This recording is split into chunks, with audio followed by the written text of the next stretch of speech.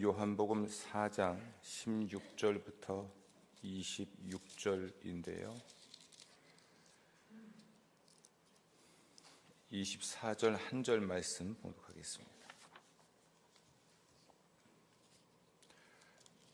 요한복음 4장 24절 다 같이 읽습니다.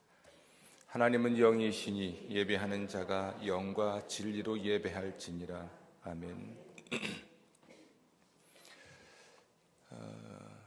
예수님의 일생을 기록한 복음서 중에서 예배라는 단어가 직접 사용된 성경 본문이 요한복음 4장이 거의 유일하지 않은가 싶어요. 번역을 우리 한글로 번역할 때, 그래서 우리는 예배에 대한 이야기를 할 때 예수님이 가르치신 예배를 이야기하죠.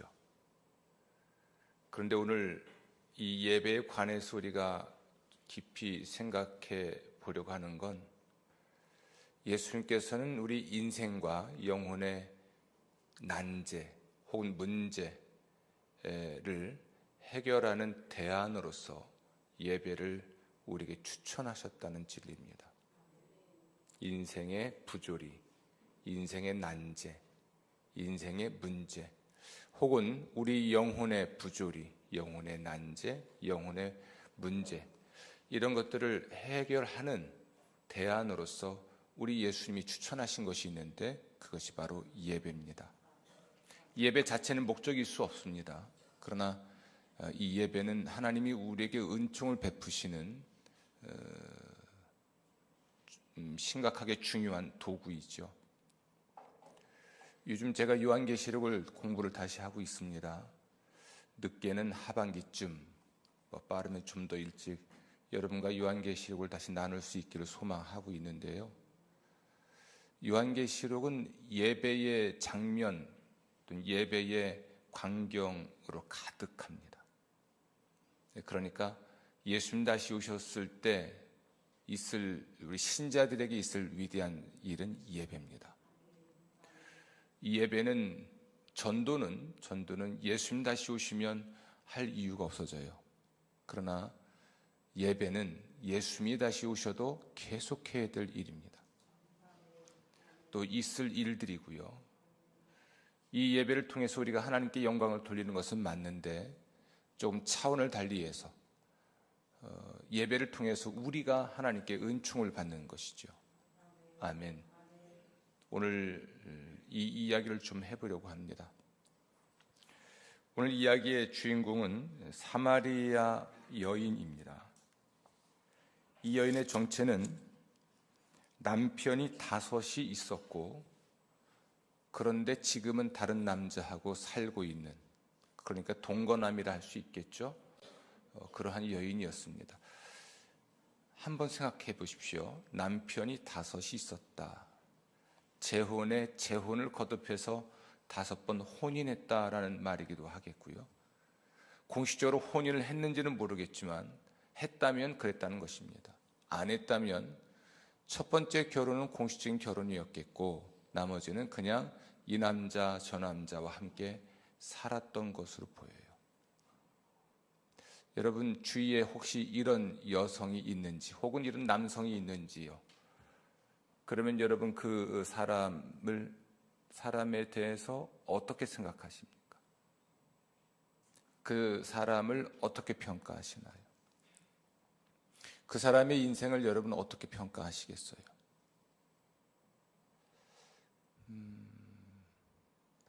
이 여인은 어쩌면 피해자일 수 있어요. 그 시대의 문화가 그러했기 때문에 피해자일 수도 있는데요.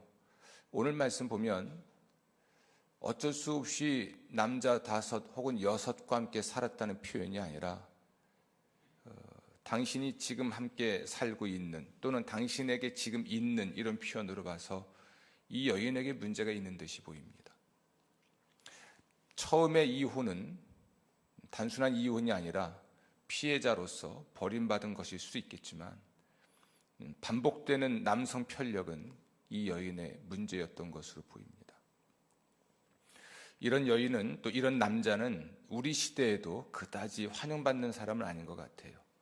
어떻게 남자가 5이 있고 지금도 한 명이 있는데 남편이 아닌지, 혹은 아내가 5이 있었는데 지금 살고 있는 여자는 아내가 또 아닌지, 도무지 상상이 안 돼요. 어떻게 인생을 이렇게 살 수 있죠? 한번 생각해 보세요. 상상되세요? 어떻게 이렇게 살 수 있는지. 이 여인에 관한 이야기는 사마리아에 있는 수갈하는 동네의 야곱의 우물에서 시작이 됩니다. 성경을 보면 예수님께서는 이제 예루살렘에서 갈릴리로 가실 때 사마리아를 거쳐야만 하셨다고 말합니다. 보통의 유대인들은 갈릴리에서 유대를 갈 때 직선 통로를 사용하지 않습니다. 중간에 사마리아 지역이 있기 때문에 사마리아 사람들이 갈릴리에서 예루살렘을 가든 예루살렘에서 갈릴리를 가든 사마리아를 통과하는 사람들에게 강도 짓을 하곤 했습니다. 그다지 관계가 안 좋기 때문에. 근데 예수님께서는 평소에는 우회도로를 이용하기도 하셨지만 오늘 이 요한복음 4장에서는 사마리아 지역을 또는 그 땅을 지나가시기로 하십니다. 매우 의도적으로 지나가시는 거죠. 좀 크게 보면 사마리아 지역에 복음을 전하기 위해서인 것 같고요. 또 작게 보면 이 한 여인을 구원하기 위함이었던 것으로 보입니다. 예수님이 뜻없이 목적 없이 움직이시진 않거든요.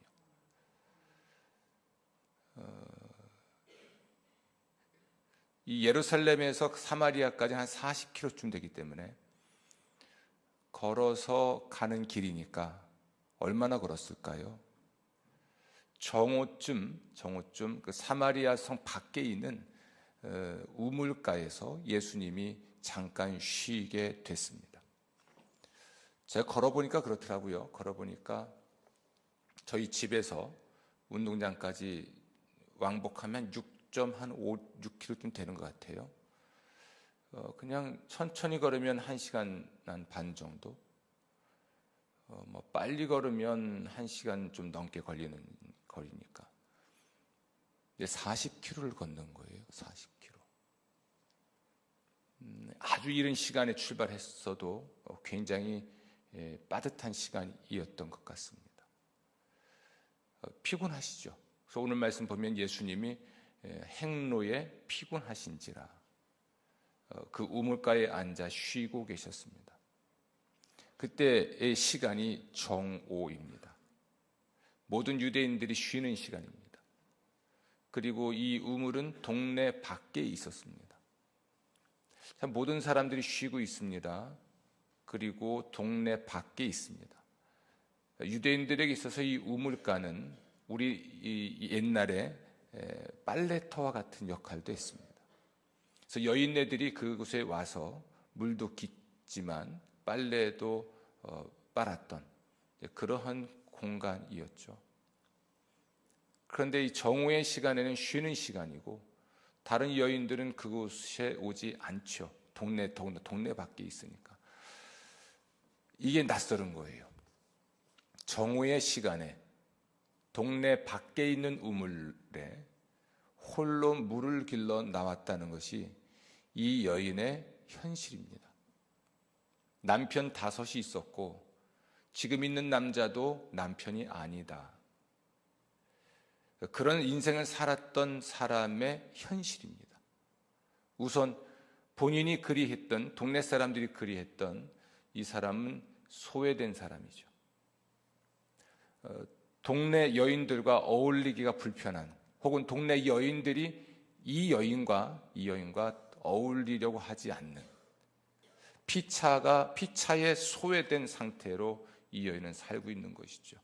모두가 쉬고 있는 시간이어야만 움직이는 사람. 어쩌면 쉰다는 것은 집안에서 잠을 자는 것일 수도 있겠는데요. 인적이 드문 시간에 움직여야 한다는 것. 만약 이 여인이 스스로 동네 사람들 피한 것이라면 왜 피했을까? 우선 상처가 많고요. 그리고 수치스럽기도 하고요. 근데 수치심도 있지만 상처도 많은 것 같아요. 누구 하나 나를 편안하게 대해주는 사람이 없었고 조금은 적대적이라고 생각을 하니까 구태여 말 섞고 싶지 않은 거죠. 본인이 잘 살았든 잘 못 살았든 다른 사람들에게 소외된 사람 또는 다른 사람을 그다지 만나고 싶어 하지 않는 그런 마음의 상태가 있는 거죠. 사람도 마음 편한 사람을 만나는 거잖아요. 근데 수치심 때문이든 죄책감 때문이든 상처 때문이든 이 여인은 편안한 마음으로 동네를 활보할 수 없는 여인이었던 것이 분명합니다. 그런데 이 동네 밖에서 한 유대인 남자를 이 여인이 만나요. 평소와 다르게 그 시간에 한 남자가 거기 있을 리도 없겠는데 한 남자가 거기 있고요. 그것도 젊은 남자입니다. 30대의 한 남자가 있으니까 매우 어색한 분위기죠. 그런데 더군다나 이 남자는 유대인입니다. 사마리아 사람은 혼혈인으로서 유대인들로부터 사실은 차별을 당했던 사람들이거든요. 또 남자입니다. 남녀가 유별한 시대에 남자와 여자가, 그것도 성인 남자와 성인 여자가, 그리고 유대인과 사마리안, 서로 종족 간에 갈등이 심했던 유대인 남자와 또 사마리아 여자가, 모든 것이 다 낯섭니다. 누가 말을 건넬지는 모르겠지만 오늘 말씀 보면 예수님이 먼저 말을 건네시죠.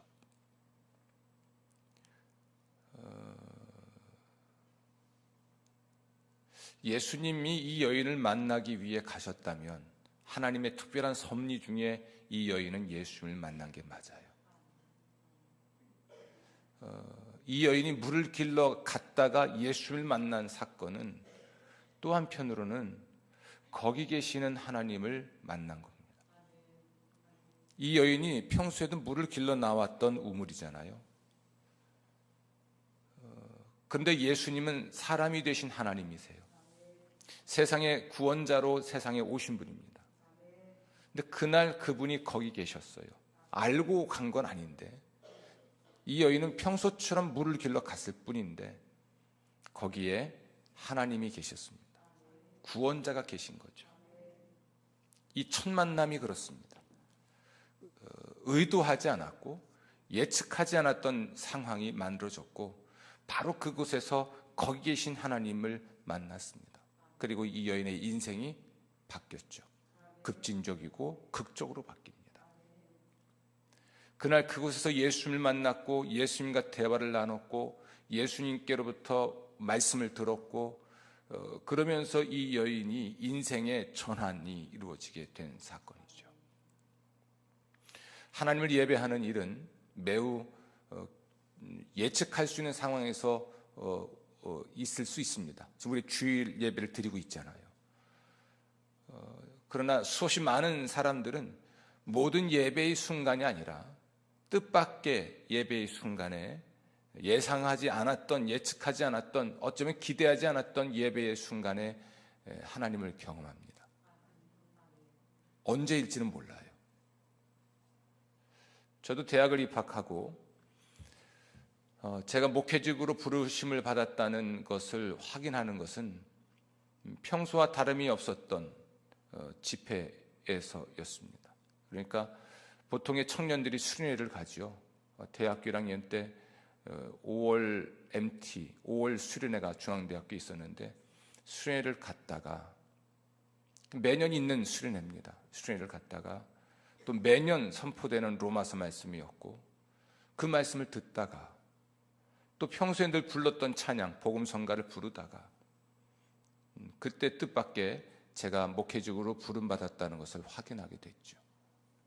저희 소명에 대한 확신, 제가 소명을 받았고 그 소명이 목사로서의 소명이 있다는 것을 확인하는 매우 결정적인 순간이죠. 그날이 제 인생을 바꾼 날이에요. 저는 회계사가 되기 위해 대학을 갔고 회계사 공부를 하고 있었고, 그날 그분과의 만남이 없었으면, 그 집회가 없었으면, 그 예배가 없었으면 저는 회계사가 됐을 겁니다. 그런데 제가 지금 목사가 됐잖아요. 회계사, 사자가 들어간 것 같지만 인생 자체가 다른 겁니다. 이렇게 하나님을 예배할 수 있는 시간과 기회, 내 인생을 바꾸는 특별한 예배 등은 매우 뜻밖의 시간에, 뜻밖의 장소에서 이루어질 수가 있습니다. 예수님은 이 여인의 일상 속에서 일상으로 예수님이 들어가셨고, 또 그곳에 계신 예수님을 이 여인은 일상 속에서 만나게 됐고요. 그리고 그날 예수님과 함께 했던 그 시간, 이 우물가에서 함께 있었던 그 시간은 예배의 시간이 되었고, 또 이 여인은 그날 예수님을 예배하게 되고, 그리고 그 예배를 통해서 이 여인의 인생이 바뀌고, 그리고 예수님을 위해서 사는 여인이 됩니다. 그 속 내용은 잠시 후에 소개하겠지만, 예배라고 하는 것은 이렇게 위대한 힘을 갖고 있습니다. 뜻밖의 시간에, 뜻밖의 장소에서, 예배의 순간 중에서도 매우 뜻밖의 순간에 뭔가 불꽃이 일어나는, 하나님의 은혜를 깊이 경험하는 순간이 있는 거죠. 저는 여러분들이 매주 드리는 주일 예배, 이 예배 시간이 여러분의 인생을 바꿀 수 있는 매우 중요한 시간들로 여기시기를 부탁을 드립니다. 인생이 바뀐다고요. 인생의 방향이 바뀌고, 인생을 사는 방법이 바뀌고, 나라는 사람의 인격이 바뀌는 시간이 예배 시간이죠. 예배를 소중히 여기는 삶, 그 삶은 하나님 중심의 삶이 맞습니다. 예배는 대상이 있는 거잖아요. 하나님 중심의 삶을 산다는 건 예배를 드리는 삶이에요. 개인적으로 골방에서 예배를 드리든, 아니면 공적으로 이런 예배당 안에서 예배를 드리든, 혹은 소그룹으로 예배를 드리든, 예배 중심의 삶은 하나님 중심의 삶이 맞아요. 내가 하나님을 중심의 삶을 산다, 나는 하나님을 섬기며 산다, 이걸 말로 표현하는 것보다, 그 말은 하지 않아도 예배의 자리에, 예배의 시간을 내에 항상 있는 사람은, 저 사람이 하나님 중심의 사람이구나 라는 걸 확인할 수 있습니다. 2023년 예배 중심의 삶을 사시기를 주의 이름으로 축원합니다. 특히 여러분, 이 공적 예배를 소중히 여기십시오. 주의 날, 이 예배를 위해서 목숨을 잃은 순교자들이 너무나 많습니다. 또 주의 날, 이 주의 날 예배를 통해서 예배를 드리다가 순교한 사람도 부지기 있습니다.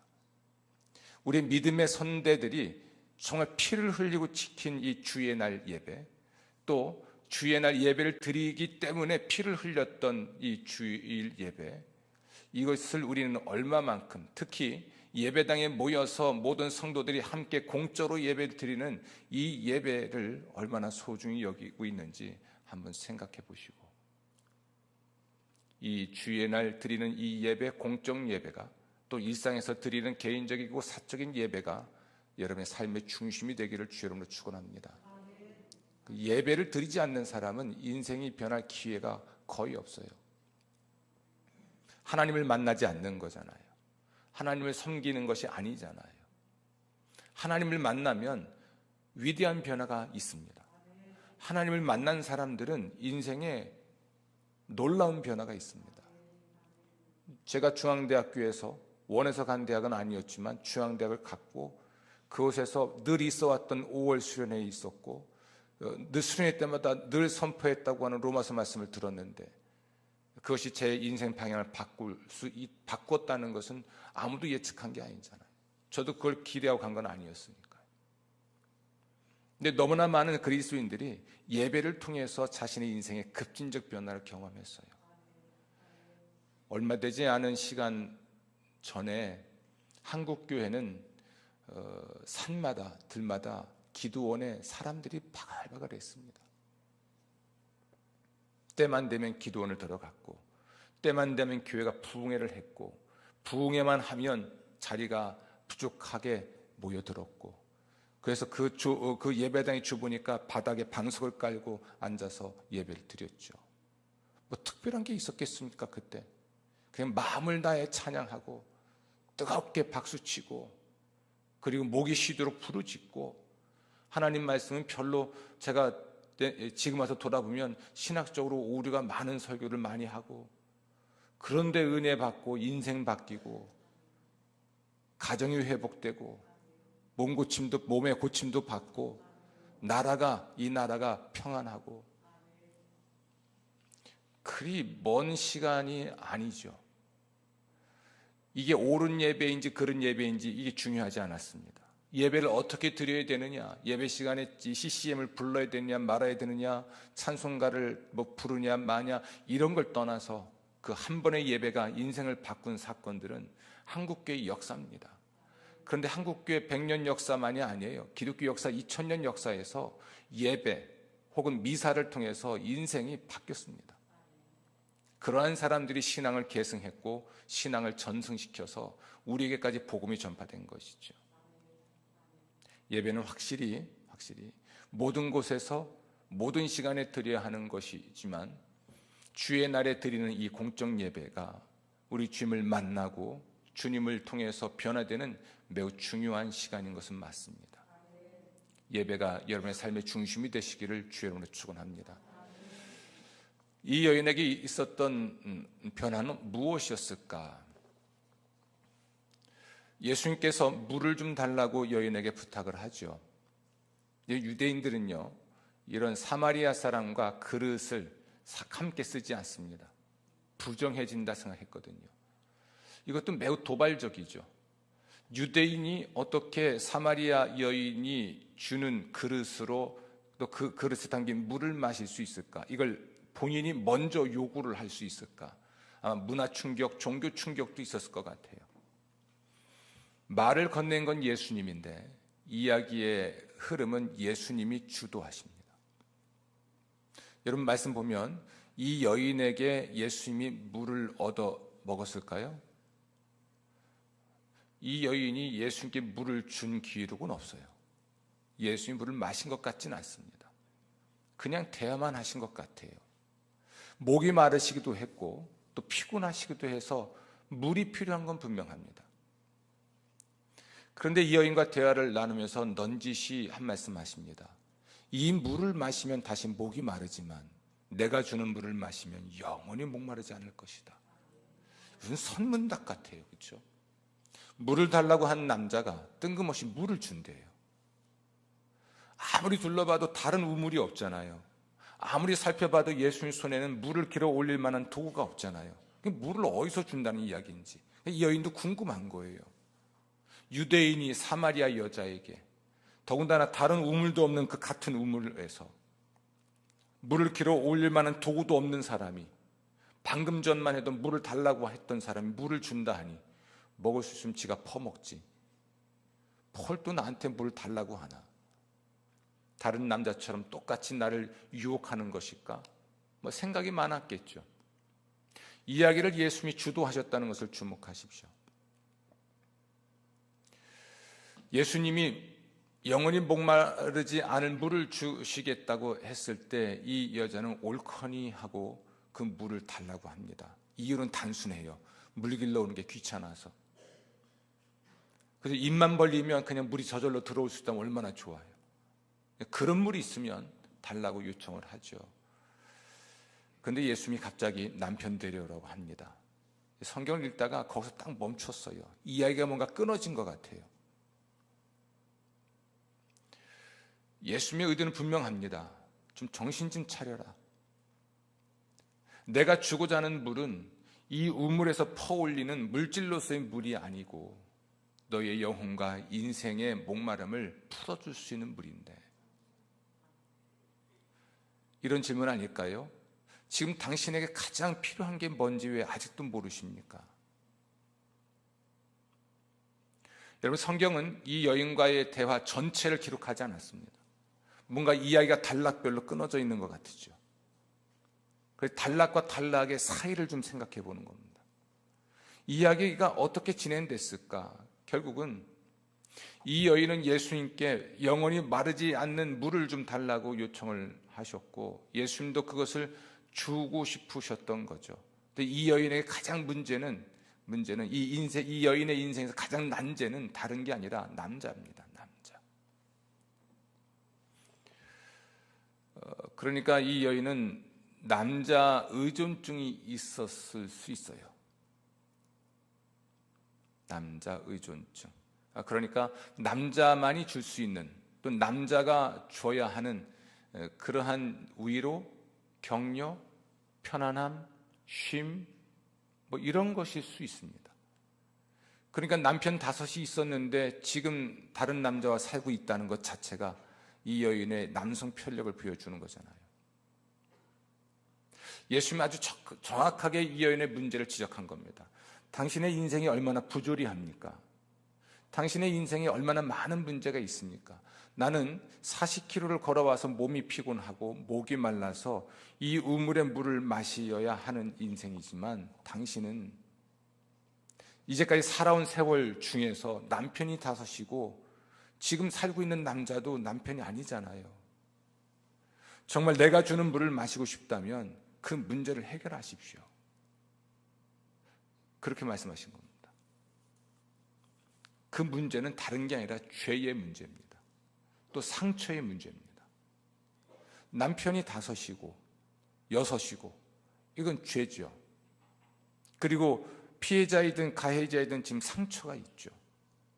이것으로 인한 수치심, 죄책감이 있고 그리고 소외된 관계마저도 이제는 단절돼 버린 것이 이 여인의 현실이에요. 소외됐다는 얘기는 고독하다는 이야기예요. 내면에 수치심, 죄책감이 있으면 사람들을 멀리합니다.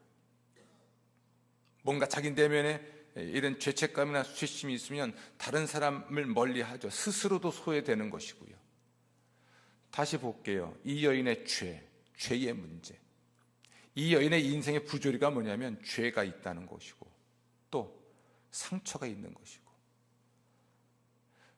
또 이것으로 인한 수치심도 있고 죄책감도 있고 당연히 소외가 있죠. 고독의 문제도 있습니다. 그다지 정상적이지 않는 삶을 그는 정상적인 듯이 생각하며 사는 겁니다. 삶의 반경이 자기 자신이 운신할 수 있는 그 폭이 굉장히 좁은 거죠. 이렇게만 사는 거예요. 웅크리고 살아도 불편하지 않을 수 있습니다. 왜냐하면 자기만의 세계가 있는 거니까 전혀 불편하지 않아요. 요 허물을 벗어 던지면 더 많은 사람을 만나고 더 풍요로운 삶을 살 수 있고 더 자유로운 삶을 살 수 있고 더 유쾌한 삶을 살 수 있는데 그냥 요것만 갇혀 있으니까 난 불편하지 않아. 마치 그 고치 속에 있는 그 애벌레처럼 그냥 딱 갇혀 있는 거죠. 뭐 이것으로도 충분해 나는. 이렇게 이 여인이 갇혀 있었고 이 여인을 가둬놓은 것들이 있는 겁니다. 예수님은 이걸 해결해 주고 싶었던 거죠. 그리고 제안하신 것이 저는 예배라고 봅니다. 그러니까 갑자기 이 여인이 묻기를 어디서 예배 드려야 되나요? 이렇게 묻는 거예요. 당신의 문제는 죄입니다. 당신 인생의 난제는 남성 편력입니다. 당신의 문제는 지금 마음에 있는 상처고 또는 분노와 적개심이고 혹은 수치심과 죄책감이고 그로 인해서 소외된 고독이고 그걸 해결해야 됩니다. 그걸 해결하려면 예배 드려야 됩니다. 이렇게 제안하신 것으로 봐요. 따라서 이 이야기가 갑자기 이 여인의 대답에서 나온 것이 어디서 예배 드려야 되냐요? 라고 질문이 나왔던 배경으로 보여요. 저는 이 말씀을 읽으면서 또 이번 주 설교를 준비하면서 예수님이 이 여인의 인생과 영혼의 문제를 해결하는 해결책으로 제안한 것이 예배였다라는 확신이 듭니다. 그러니까 이 여인이 어디서 예배 드려야 되는데요? 난 이제까지 사마리아에 있는 산에서 성전에서 예배 드려왔는데 당신 말대로라면 그럼 우리가 예루살렘 가서 예배를 드려야 되는 건가요? 이렇게 묻는 겁니다. 당신들은 예루살렘 와서 예배 드리라고 하죠. 예루살렘 성전에서. 아니, 우리 조상들은 이곳에 있는 산에 성전을 만들고 예배 드려왔습니다. 나 항상 예배 드려왔어요. 근데 내가 지금 예루살렘 가서 또 예배를 드리면 내 문제가 해결된다는 이야기인가? 이제 이런 이야기거든요. 여러분, 예배는 예수님이 인생의 문제를, 인생의 부조리를 해결하는 해결책으로 내놓으신 거예요. 강하게 말하면 예배자가 되라는 요청이에요. 이 본문 가지고 우리는 자꾸만 영과 진리로 예배를 드리는 것이 뭐냐 이거 가지고 싸우고 있거든요. 영과 진리로 드리는 예배가 뭐냐 이거 가지고 싸우고 있는데, 그런 관점이 아니라 인생의 문제를 해결하는 것이 뭐라고요? 예배라고요. 죄의 문제, 상처의 문제, 수치심, 죄책감의 문제, 고독의 문제, 소외의 문제, 자기 인생의 가장 심각한 문제를 해결하는 해결책이 예배라고 우리 주님이 대안을 제시하신 것입니다. 그러면 달라져요. 여러분, 죄의 문제를 가진 사람이 하나님을 예배하러 나왔을 때 이 사람이 마음을 다하지 않겠습니까? 나의 가난의 문제, 경제적인 어려움의 문제가 있는 사람이 이 문제를 해결해 달라고 하나님께 나왔을 때 우리 예수 말씀하신 대로 영과 진리로 예배드리지 않겠어요? 자신의 전 존재를 다해서 자기가 알고 있는 하나님, 나의 필요를 채우시는 분, 나의 모든 걸 아시는 분, 전지하시고 전능하시고 사랑이시고 자비이로우시고 때는 공의로우시고 그 하나님을 아는 까닭에 나와서 예배드리는 거잖아요. 그러니까 삼천리 방방곡곡에 세워진 기도원과 예배당에서 뭐 영문도 모르는 채 다 나와서 가슴을 치고 회개하고 하나님 복 달라고 문제 해결해 달라고 막 부르짖고 눈물 콧물 쏟았던 그냥 단순한 예배였던 겁니다. 거기에 뭐 어떤 신학이 들어가고 뭐 이런 게 아니었어요. 우린 그 예배를 잃어버린 거예요. 지금 마음을 다하는 예배, 마음을 다하기 때문에 자신의 모든 존재로 예배하는 이 예배를 잃어버린 거죠. 영과 진리로 드린 예배가 무엇이냐, 예배의 형식이 어떤 것이 옳은 것이냐, 이거 가지고 싸우는 본문이 아니라 이 여인의 문제를 해결하기 위해서 예수님이 제안하신 그 대책이 바로 예배라는 것을 잊어버리면 안 돼요. 정말 자신의 문제가 절박하고 이 문제가 해결돼야 된다는 것에 대한 그 절박한 필요를 느끼는 사람은 어떤 태도를 취하든 어떤 형식으로 예배를 드리라고 요청하든 다 따라합니다. 우리가 예전 예식을 따라 예배를 드려도 그렇게 예배를 드려야만 당신의 문제도 해결되고 하나님께 영광을 돌릴 수 있습니다. 그러면 그 다 따라하죠. 여러분, 병원을 갔는데 의사가 처방한 치료 방법을 거부할 수 있습니까? 거부할 수도 없고 거부하지도 않죠. 누워있으면 와서 주사기 꽂고 또 좀 시간 지나면 뭘 또 갈아 끼우고 그리고 오라면 가서 있으면 옷 벗기고 그 칼로 배 잘라가지고 수술 다 하잖아요. 뭐 구멍 뚫어가지고 집어넣고 사람 재워놓고 마취시켜놓고 다 하잖아요. 거부할 수 있습니까? 어쩌면 예배는 수술대 위에 올라간 우리 자신인 것 같아요. 의사의 지시대로 따르고 수술대 올라가서 그저 의사 손에 맡겨놓는 시간이 예배가 아닌가 싶어요. 여러분, 우리 자신의 문제를 해결할 수 있는 최선의 대안은 다른 거 아닙니다. 예배입니다. 2023년 예배 중심의 삶을 살라는 것은 여러분 인생의 개인적인 몸과 마음과 영혼과 관계와 사업과 이 모든 삶의 문제투성인데요.